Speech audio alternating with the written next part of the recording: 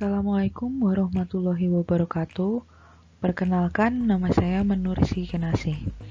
Pada kesempatan kali ini, saya akan membahas tentang nilai-nilai PNS atau biasa kita kenal sebagai aneka, yaitu akuntabilitas, nasionalisme, etika publik, komitmen mutu, dan anti korupsi. Kali ini, saya akan membahas 3 nilai terlebih dahulu, yaitu akuntabilitas, nasionalisme, dan etika publik. Nilai pertama yang akan dibahas adalah akuntabilitas. Berikut poin yang akan dipaparkan pada kesempatan kali ini. Yang pertama, menjelaskan akuntabilitas secara konseptual dan teoritis. Yang kedua, akuntabilitas menciptakan sistem dan lingkungan organisasi yang akuntabel. Yang ketiga, penerapan akuntabilitas secara menyeluruh dalam organisasi. Dan yang keempat, perilaku akuntabel untuk penegakan akuntabilitas. Yang pertama, pengertian akuntabilitas, yaitu merujuk pada kewajiban setiap individu, kelompok, atau institusi untuk memenuhi tanggung jawab yang menjadi amanahnya, yaitu menjamin terwujudnya nilai-nilai publik.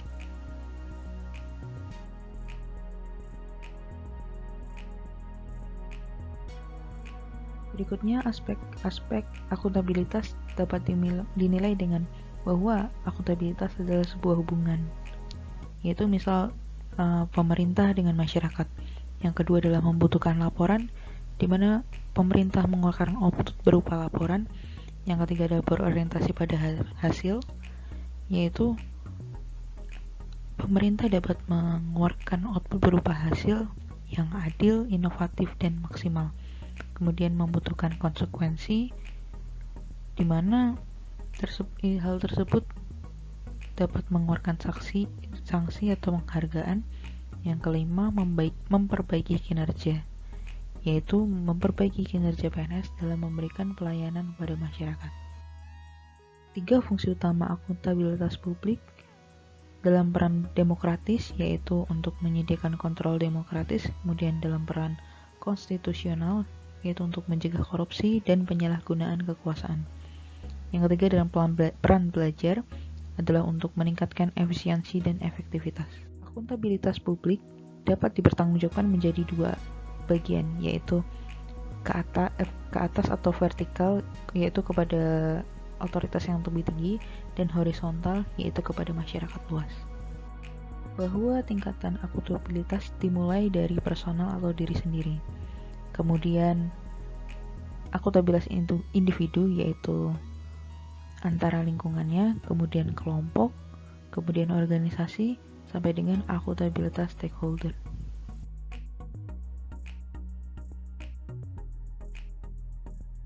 Dalam membangun lingkungan yang akuntabel terdapat 9 kata kunci, yaitu kepemimpinan, transparansi, keseimbangan, integritas, tanggung jawab, kejelasan, keadilan, kepercayaan, dan konsisten. Berikut adalah 5 langkah framework untuk melakukan akuntabilitas. Yang pertama, menentukan tujuan dan tanggung jawab, kemudian merencanakan apa yang akan dilakukan untuk mencapai tujuan tersebut. Yang ketiga, melakukan implementasi monitoring kemajuan. Yang keempat, memberikan laporan secara lengkap. Dan yang terakhir adalah memberikan evaluasi. Kemudian akan berulang untuk selanjutnya. Selanjutnya, penerapan akuntabilitas dalam organisasi. Yang pertama, transparansi dan akses informasi. Kedua, praktek kecurangan atau fraud dan perilaku korup. Ketiga, penggunaan sumber daya milik negara. Keempat, penyimpanan dan penggunaan data informasi pemerintah. Dan yang kelima, konflik kepentingan.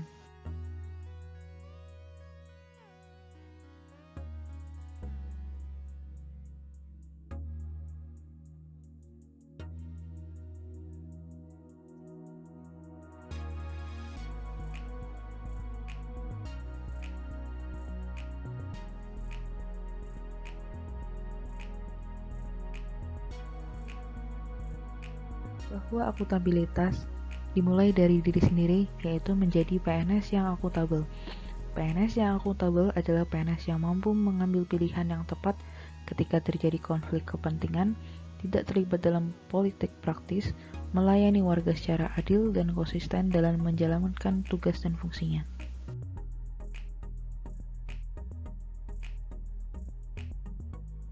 Nilai-nilai PNS selanjutnya adalah nasionalisme.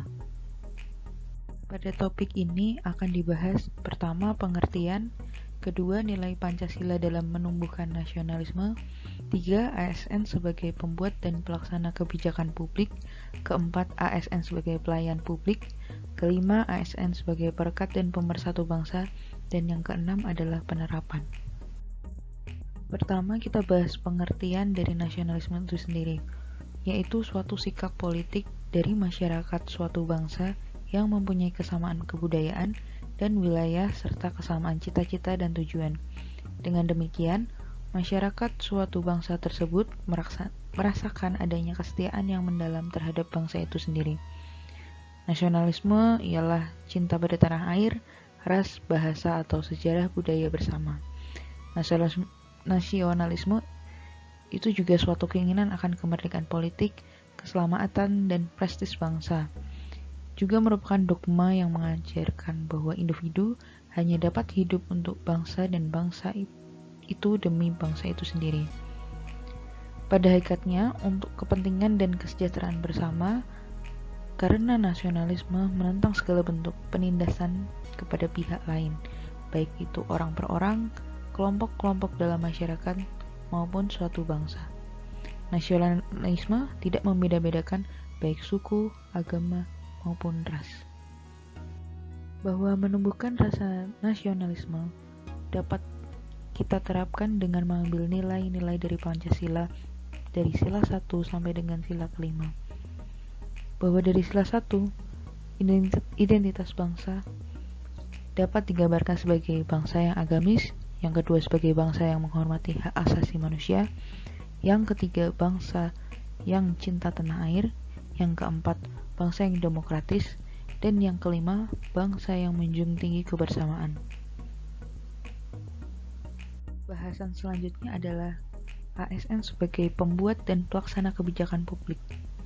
Bahwa pada pasal 10 Undang-Undang Nomor 5 Tahun 2014 tentang aparatur sipil negara disebutkan bahwa salah satu fungsi ASN adalah pelaksana kebijakan publik. ASN sebagai eksekutor yang melaksanakan segala peraturan perundang-undangan yang menjadi landasan kebijakan publik di berbagai bidang sektor pemerintahan.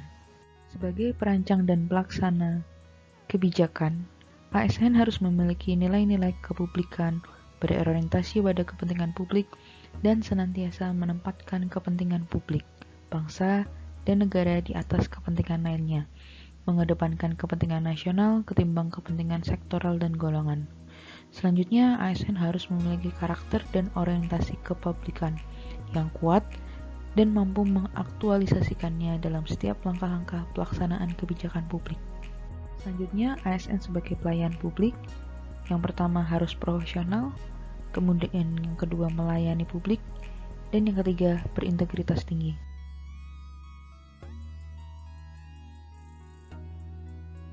Sebagai pelayan publik, ASN harus bersikap adil dan tidak diskriminasi dalam memberikan pelayanan kepada masyarakat, kemudian profesional dan berintegritas dalam memberikan pelayanan, dan yang terakhir menjunjung tinggi nilai-nilai kejujuran, keadilan, tidak korupsi, transparan, akuntabel, dan memuaskan publik. Selanjutnya, ASN sebagai perekat dan pemersatu bangsa. Dalam Undang-Undang Nomor 5 Tahun 2014 Pasal 66 Ayat 1 dan 2, PNS akan senantiasa setia dan taat sepenuhnya kepada Pancasila, UUD 1945, negara dan pemerintah. Dalam hal ini, peran ASN adalah bersikap netral dan adil, mengayomi kepentingan kelompok minoritas, dan tidak membuat kebijakan diskriminatif, serta menjadi figur teladan di lingkungan masyarakat. Terakhir, penerapan nasionalisme dalam kehidupan sehari-hari. Yang pertama, percaya pada Tuhan Yang Maha Esa. 2. Mengakui kebersamaan derajat tanpa membeda-bedakan setiap manusia. 3. Rela berkorban untuk kepentingan negara dan bangsa. 4. Mengembangkan rasa cinta tanah air dan bangsa dan rasa persatuan. 5. Tidak memaksakan kehendak kepada orang lain. 6. Mengutamakan musyawarah dalam mengambil keputusan. 7. Kekeluargaan dan kegotong royongan. 8. Adil terhadap sesama. Dan yang ke-9, suka memberi pertolongan kepada orang lain. Nilai-nilai PNS terakhir pada bahasan kali ini adalah etika publik. Kali ini akan membahas yang pertama pengertian, kedua kode etik dan perilaku pejabat publik, ketiga bentuk kode etik dan implikasinya, dan yang keempat ilustrasi penerapan etika publik. Pengertian etika publik yaitu refleksi tentang standar atau norma yang menentukan baik atau buruk, benar atau salah atas perilaku, tindakan, dan keputusan untuk mengarahkan kebijakan publik dalam rangka menjalankan tanggung jawab pelayanan publik. Terdapat 3 dimensi etika publik. Yang pertama adalah dimensi kualitas pelayanan publik, 2 dimensi modalitas, dan yang ketiga dimensi tindakan integritas publik. Dimensi kualitas pelayanan publik. Dalam hal ini, moral dan etika publik menuntut lebih dari kompetensi teknis, karena harus mampu mengidentifikasi masalah dan konsep etika yang khas dalam pelayanan publik. Yang kedua adalah dimensi modalitas. Yang pertama nilainya adalah akuntabel, yaitu pemerintah harus mempertanggungjawabkan secara moral, hukum, dan politik atas kebijakan dan tindakannya kepada rakyat. Yang kedua yaitu nilai transparan, yaitu organisasi pemerintah bisa mempertanggungjawabkan apa yang telah dilakukan dengan memberikan informasi yang relevan atau laporan terbuka terhadap pihak luar atau organisasi sendiri dan dipublikasikan. Yang ketiga adalah netral. ASN netral dari pengaruh partai politik untuk menjamin keutuhan, kekompakan, persatuan ASN, serta dapat memusatkan segala pikiran, perhatian, dan tenaga pada tugas yang dibebankan. ASN dilarang menjadi anggota atau pengurus partai politik. Yang ketiga, dimensi tindakan integritas publik. Integritas publik juga dimasukkan dari pejabat publik yang sesuai nilai, standar, aturan moral yang diterima masyarakat. Integritas publik juga merupakan niat baik seseorang, pejabat publik yang didukung oleh institusi sosial seperti hukum, aturan, kebiasaan, dan sistem pengawas. Selanjutnya, perilaku pejabat publik. Jadi dengan rumusan kode etik yang baik dan diikuti dengan pedoman yang bertindak dan berperilaku, para pejabat akan melihat kedudukan mereka sebagai alat, bukan sebagai tujuan. Yang awalnya membutuhkan menjadi perubahan mindset, yang awalnya penguasa menjadi pelayanan, yang awalnya wewenang menjadi peranan, dan yang awalnya jabatan menjadi amanah. Demi mencapai tujuan tersebut, terdapat terobosan yaitu reformasi birokrasi terhadap 8 area perubahan. Yang pertama manajemen perubahan, yang kedua penataan dan penguatan organisasi, ketiga penataan sistem manajemen SDM, keempat penguatan pengawasan, kelima penataan peraturan perundang-undangan, keenam penataan tata laksana, ketujuh penguatan akuntabilitas, kedelapan peningkatan pelayanan publik. Berikut merupakan 12 kode etik dan kode perilaku ASN berdasarkan Undang-Undang ASN Pasal 5.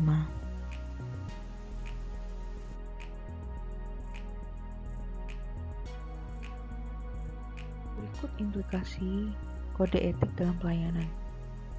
Pertama, karena adanya ketidaktahuan norma, kemudian terjadi penyimpangan. Setelah itu, ASN perlu diperingatkan melalui sumber-sumber kode etik dan bisa melalui pelatihan kepegawaian. Kemudian, bisa dilanjutkan dengan diskusi kasus nyata untuk dilakukan pencarian solusi dari masalah tersebut. Berikut merupakan penerapan etika publik. Yang pertama, hindari aji mumpung, loyalitas ganda, menerima atau memberi suap, pemanfaatan informasi rahasia, kemudian menyalahkan pengaruh publik. Yang terakhir, pemanfaatan fasilitas organisasi atau lembaga untuk kepentingan pribadi. Kemudian, laksanakan jujur dalam memberikan informasi pelayanan publik, bersikap terbuka dalam pelayanan, bersikap tulus, bersikap sopan dan santun, bisa menjaga informasi yang bersifat rahasia, bersikap hormat, bertanggung jawab dalam penggunaan BMN, dan berlaku adil dalam memberikan pelayanan. Demikian presentasi dari saya. Apabila ada kesalahan dan tambahan informasi, mohon masukan dan koreksi. Terima kasih, sampai jumpa di penugasan selanjutnya. Wassalamualaikum warahmatullahi wabarakatuh.